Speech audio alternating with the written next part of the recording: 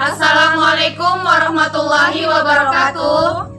Kami dari kelompok 1 akan mempresentasikan hasil diskusi kami yang berjudul Hakikat Hak Asasi Manusia. Sebelum itu, kami akan memperkenalkan diri kami masing-masing. Perkenalkan, nama saya Isra Widianingsih. Saya Bunga Nurhani. Saya Rizka Surahani. Saya Mawaddah Rahab. Selamat menyaksikan. Pembahasan pertama kita mengenai pengertian hak asasi manusia. Hak asasi manusia adalah hak yang melekat pada manusia sebagai anugerah Tuhan yang wajib kita hormati, dijunjung tinggi, dan dilindungi oleh negara hukum dan semua orang. Hak asasi manusia bersifat kodrati dan fundamental. Kodrati maksudnya hak yang dimiliki oleh setiap manusia menurut kodratnya dan tidak dapat dipisahkan hakikatnya sehingga sifatnya adalah suci. Fundamental maksudnya adalah hak asasi manusia ini telah dimiliki manusia sejak manusia itu lahir. Untuk lebih jelasnya lagi mengenai pengertian hak asasi manusia dijelaskan di Undang-Undang Nomor 39 Tahun 99 bahwa hak asasi manusia adalah seperangkat hak yang melekat pada manusia yang diciptakan oleh Tuhan Yang Maha Esa, merupakan anugerahnya, dilindungi oleh negara, hukum, pemerintahan, dan setiap orang demi kehormatan serta perlindungan harkat dan martabat manusia. Dan pembahasan kita yang terakhir mengenai hak asasi manusia dan Islam di Indonesia. Sebagai agama yang universal, ajaran-ajaran nilai-nilai agama Islam banyak mengandung prinsip-prinsip hak asasi manusia atau HAM. Dan sebagai sebuah konsep ajaran, Islam menempatkan manusia pada kedudukan yang sejajar dengan manusia lainnya. Perbedaan yang ada didasarkan atas kualitas keimanan dan ketakwaan kepada Allah Subhanahu wa Ta'ala. Hal ini merupakan dasar yang sangat kuat yang telah memberikan kontribusi pada perkembangan prinsip-prinsip hak asasi manusia dan dalam ranah internasional. Menurut Maudidi, hak asasi manusia dalam Islam adalah hak yang diberikan Tuhan. Jadi, tidak ada individu maupun lembaga yang memiliki wewenang untuk mencabut hak-hak yang diberikan oleh Allah Subhanahu wa Ta'ala. Selanjutnya yaitu The Power Referendum. Yang pertama, generasi pertama pengertian HAM hanya terpusat pada bidang hukum dan politik saja. Fokus pemikiran HAM generasi pertama pada bidang hukum dan politik disebabkan oleh dampak dan situasi Perang Dunia II dan totalitarisme dan adanya keinginan negara-negara yang baru merdeka untuk menciptakan suatu tertib hukum yang murni. Kemudian, generasi kedua, pemikiran HAM tidak saja menurut hak yuridis, melainkan juga hak-hak sosial, ekonomi, politik, dan budaya. Generasi ketiga, yaitu keadilan dan pemenuhan hak asasi haruslah dimulai sejak mulainya pembangunan itu sendiri, bukan setelah pembangunan itu selesai. Dan agaknya pepatah kuno mengatakan yaitu justice delayed, justice denied, tetap berlaku untuk kita semua. Selanjutnya generasi keempat yaitu pengertian HAM. Generasi keempat dipelopori oleh negara-negara di kawasan Asia yang pada tahun 1983 dan melahirkan deklarasi hak asasi manusia yang disebut Declaration of the Basic Rights of Asia People and Government.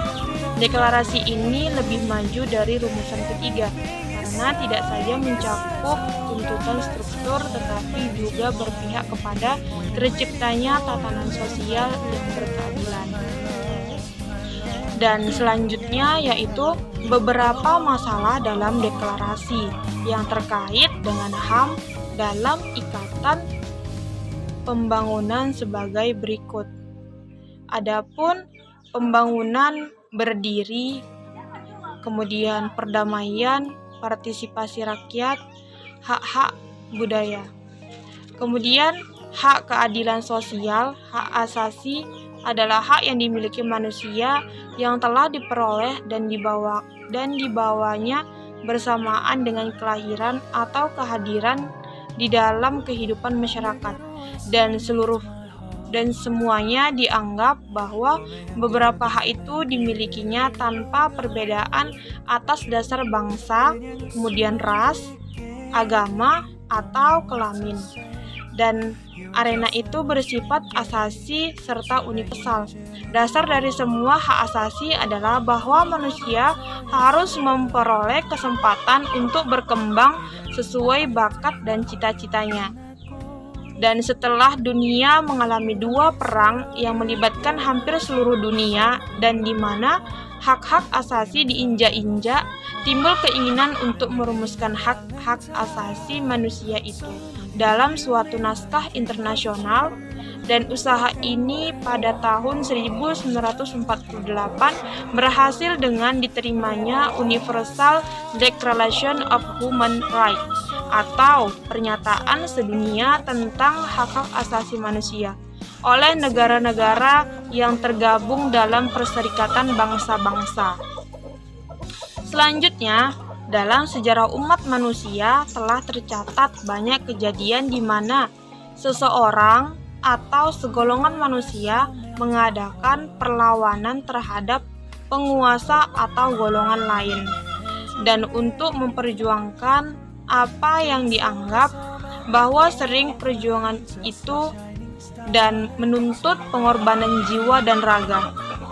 Maka dari itu, di dunia barat telah berulang kali ada usaha untuk merumuskan serta memperjuangkan beberapa hak yang dianggap suci dan harus dijamin. Dan keinginan ini timbul setiap kali terjadi hal-hal yang dianggap menyinggung perasaan dan dianggap merendahkan martabat seseorang sebagai manusia, dan proses ini telah lahir beberapa naskah yang secara berangsur-angsur menetapkan bahwa ada beberapa hak yang mendasari kehidupan manusia dan karena itu bersifat universal dan asasi. Dan selanjutnya yaitu pemahaman HAM di Indonesia sebagai tatanan nilai, norma, konsep yang di masyarakat dan acuan bertindak pada dasarnya telah berlangsung cukup lama. Adapun perkembangan pemikiran HAM di antaranya adalah yang pertama, periode sebelum kemerdekaan pada tahun 1908 sampai 1945. Dalam konteks pemikiran HAM, para pemimpin Budi Utomo telah memperhatikan adanya kesadaran berserikat dan mengeluarkan pendapat melalui petisi-petisi yang ditinjau kepada pemerintah kolonial maupun dalam tulisan yang dimuat surat kabar George Desa.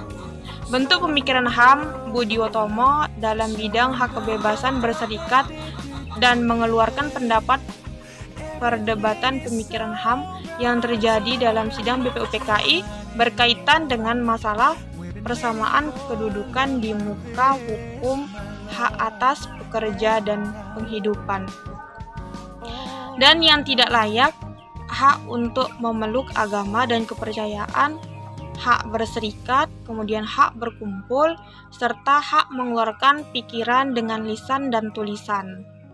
Setelah kemerdekaan, yaitu periode 1945 sampai 1950, pemikiran HAM pada periode awal kemerdekaan masih menekankan pada hak untuk merdeka, hak kebebasan untuk berserikat melalui organisasi politik yang didirikan, serta hak kebebasan untuk menyampaikan pendapat terutama di parlemen. Hak terpenting dengan HAM adalah adanya perubahan mendasar dan signifikan. Terdapat pemerintahan dalam sistem pemerintahan dari sistem presiden menjadi sistem parlemen. 1950 dalam rangka perjalanan negara Indonesia dikenal dengan sebutan periode demokrasi parlementer. Pemikiran HAM pada periode ini mendapatkan momentum yang sangat membanggakan karena suasana kebebasan yang menjadi semangat demokrasi atau demokrasi parlementer mendapat tempat di kalangan elit politik. Periode 1959 sampai 1966 Pada periode ini, pemerintahan yang berlaku adalah sistem demokrasi terpimpin sebagai reaksi penolakan Soekarno terhadap sistem demokrasi parlementer. Pada sistem ini, kekuasaan terpusat dan berada di tangan presiden. Selanjutnya yaitu 1970 sampai 1980, pemikiran elit penguasa pada masa ini sangat diwarnai oleh sikap penolakannya terhadap HAM sebagai produk barat dan individualistik, serta bertentangan dengan paham kekeluargaan yang dianut bangsa Indonesia. Pemerintah pada periode ini bersifat defensif dan reseptif yang dicerminkan dari produk hukum yang umurnya restriktif terhadap HAM. Selanjutnya pada tahun 1966 sampai 1998, pada masa awal periode ini telah diadakan berbagai seminar tentang HAM. Salah satu seminar tentang HAM dilaksanakan pada tahun 1967 yang merekomendasikan gagasan tentang perlunya pembentukan pengadilan HAM, pembentukan komisi dan pengadilan HAM untuk wilayah Asia. 1998, sekarang strategi penegakan HAM pada periode ini dilakukan melalui dua tahap, status penentuan dan tahap penataan aturan secara konsisten. Pada tahap penentuan telah ditetapkan beberapa penentuan perundang-undang tentang HAM seperti amandemen konstitusi negara, kemudian ketetapan MPR, serta undang-undang peraturan pemerintahan dan ketentuan perundang-undangan lainnya. Nah, pada pembahasan ini sudah dijelaskan tentang sejarah hakikat dari hak asasi manusia. Yang ketiga, pentingnya pendidikan hak asasi manusia. Pendidikan HAM memiliki dimensi strategis dalam memajukan, melindungi, menegakkan, dan menghormati HAM. Pendidikan HAM bukan saja merupakan ikhtiar untuk menyebarluaskan pemahaman dan wawasan HAM kepada seluruh masyarakat secara holistik, tetapi juga penciptaan agar HAM menjadi bagian integral dalam kehidupan seluruh lapisan masyarakat.